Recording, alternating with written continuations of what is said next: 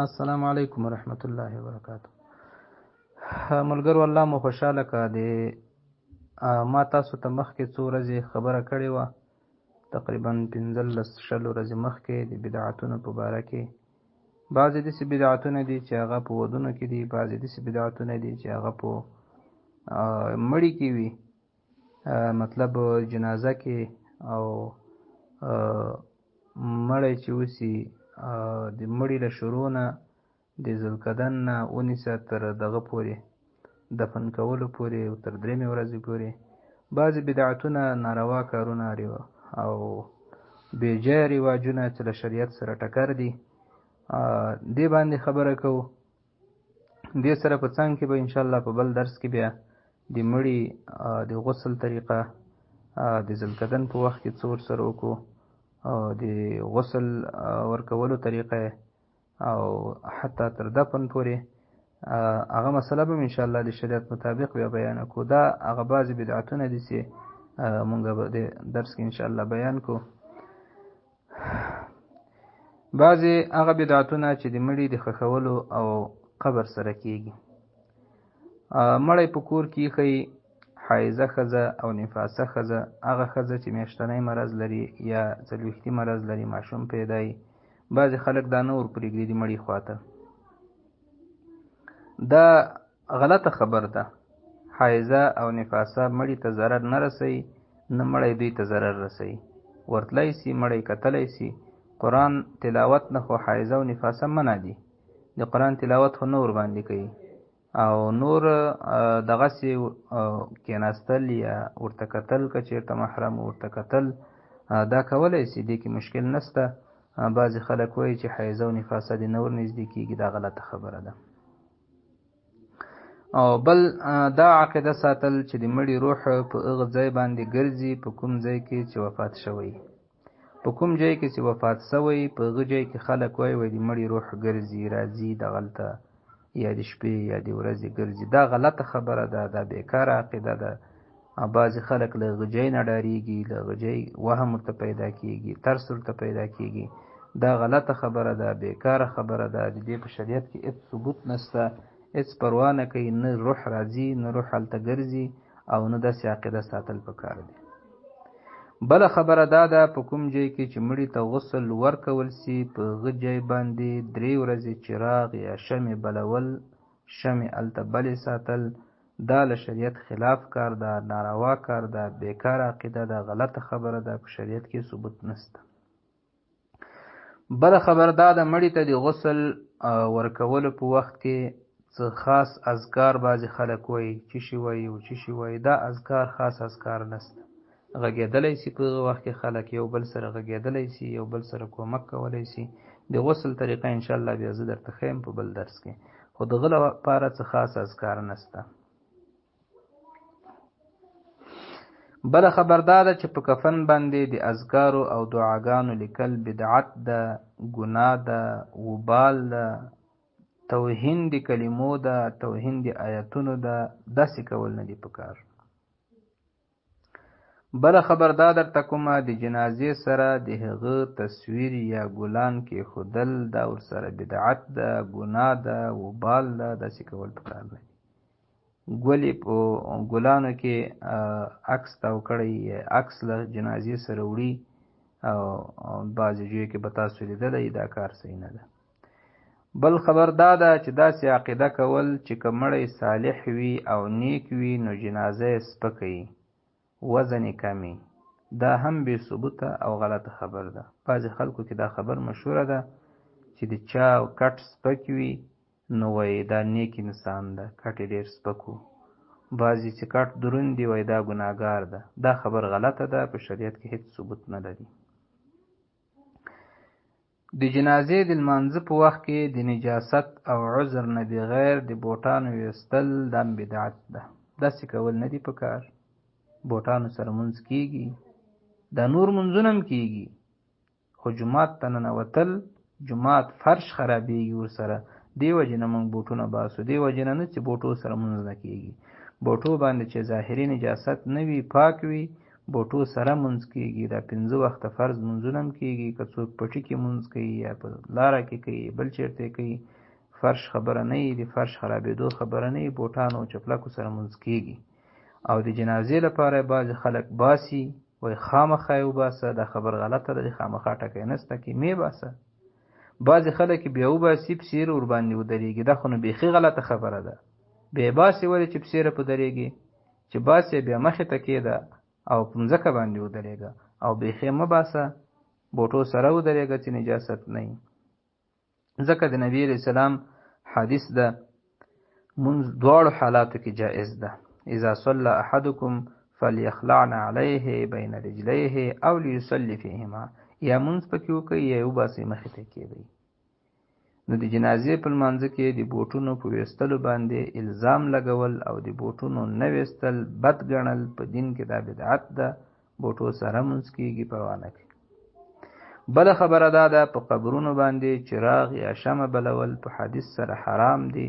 نبی علیہ السلام په قبرونو باندې په چراغ بلونکو باندې لعنت ویلی ده. څوک چې په قبرونو چراغ بلوي، شمع بلوي، دی باندې نبی علیہ السلام لعنت ویلی ده. دا ګناه ده، وبال ده. د مړو په نوم باندې نظر منل مطلق حرام ده او شرک ده.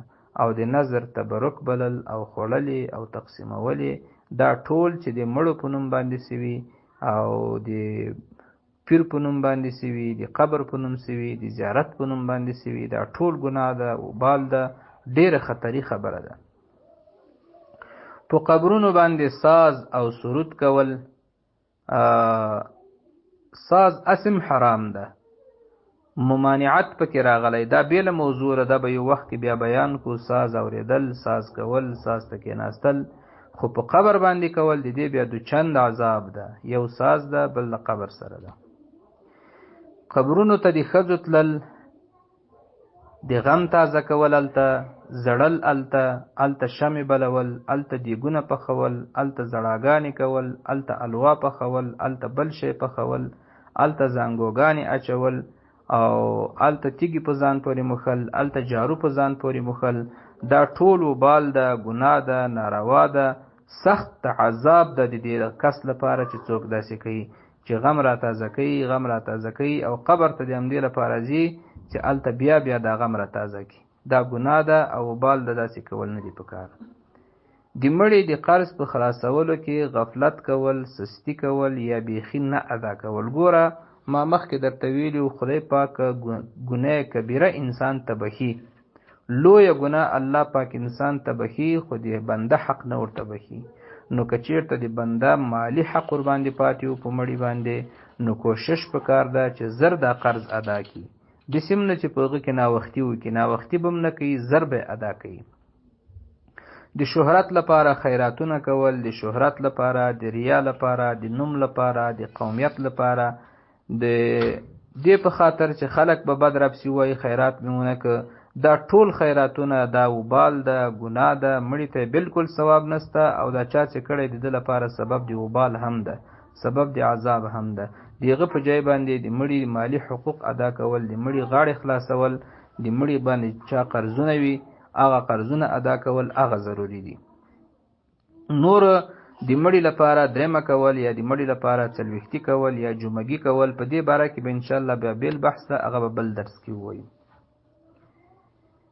ځکه ګوره د نبي علیه السلام حدیث ده، نفس المؤمن معلقة بدینه حتی یقضى عنه. د نفس د مؤمن هغه معلق وي تر دینه پورې، چې دین ادا سوی نه وي، ګوره په هغه باندې سهولت نه راځي، قرض ادا کوي، زر ادا کوي. په قبر باندې خوراک ایښودل چې خلک یې وخوري، دا بدعت ده، ناروا ده، ګناه ده، ثواب بالکل نسته پکې. د ایصال ثواب لپاره چې د مړي لپاره خیرات وسي، مړي پسې ثواب وبخي، د دې لپاره ورځ خاص کول نه دي پکار، هر وخت هر ټیم په هغه پسې خیرات کولی سي. دا یو بیل بحث ده چې خیرات باید څنګه وکړو، په څه طریقه وکړو، څه وخت وکړو، تر څه وخته کولی سو، نسو کولی. دا د مړي پسې خیرات کول درېمه، او دې باره کې به انشاءالله بیا مستقل درس هم ووایو. د زیارت لپاره وخت معلومول، یعنی د اختر په ورځ زیارت ته تلل یا د عاشورا په ورځ باندې تلل، نو دا وخت معلومول، وخت تعینول دا نه دي پکار. په په شرعي طریقه په سنت طریقه سړی زیارت ته تللی سي، زنانه زیارت ته تللی سي، زیارت کولی سي، خو په شرعي په سنت طریقه ورځ به نه معلوموي، هر وخت تللی سي. په جومات کې د مړي دفن کول بدعت ده او ګناه ده. په جومات کې باید دفن نسي مړی. د مړي دفن نه وروسته په شریکه په زوره کلمه ویل او په قبر باندې اذان کول دا بدعت ده او ګناه ده او وبال ده. دې باره کې ما درته ویلې چې شرعي طریقه کومه ده چې مونږ مړی ښخ کړو، دفن کړو، بیا څه وکړو، بیا څه وکړو، بیا څه وکړو، په دې باره کې انشاءالله مستقل بل درس ده.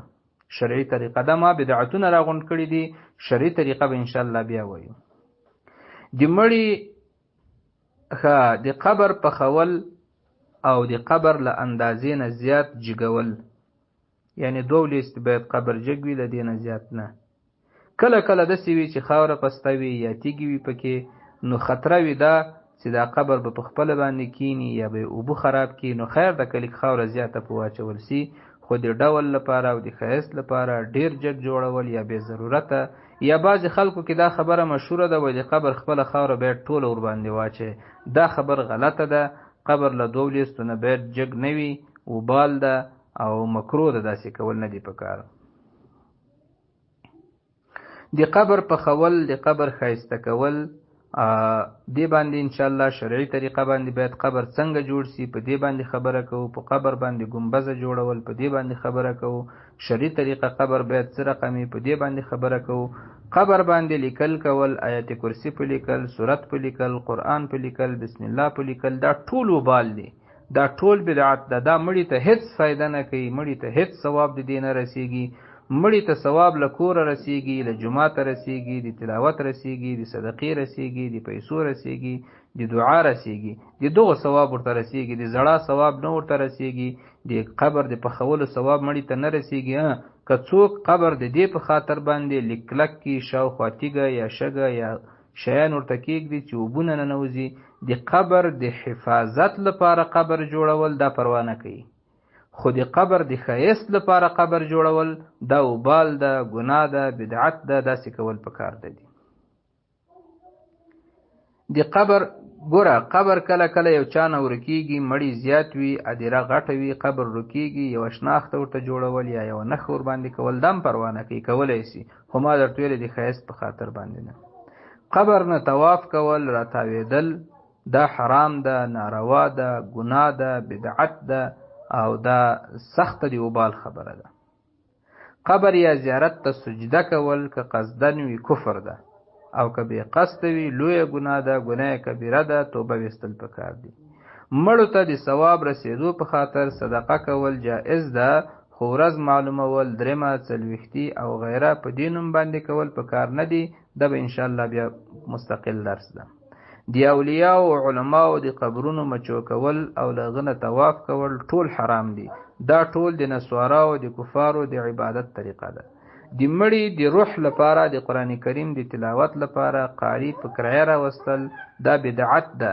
په دې عمل باندې نه ویونکي ته اجر سته او نه مړي ته ثواب رسیږي، سره له دې چې وبال هم ده، ځکه دا کار د پیسو لپاره وسو. خو بعضې علما وایي که چیرته یو کس د ثواب په خاطر او د تلاوت په خاطر لاړ شي او له تلاوت نه وروسته بیا هغه خلک پیسې ورکړي، اول نه یې معلومې کړي، اول نه دا شرط نه لګولی، بیا پروا نه کوي. او کله اول نه شرط ورسره لګوي، نه د مړي لپاره ثواب سته، نه د ویونکي ته ثواب سته، هېچ چاته هم ثواب نشته. په دې باره کې بعضې نور مسایل دي، انشاءالله بل درس کې به ووایو.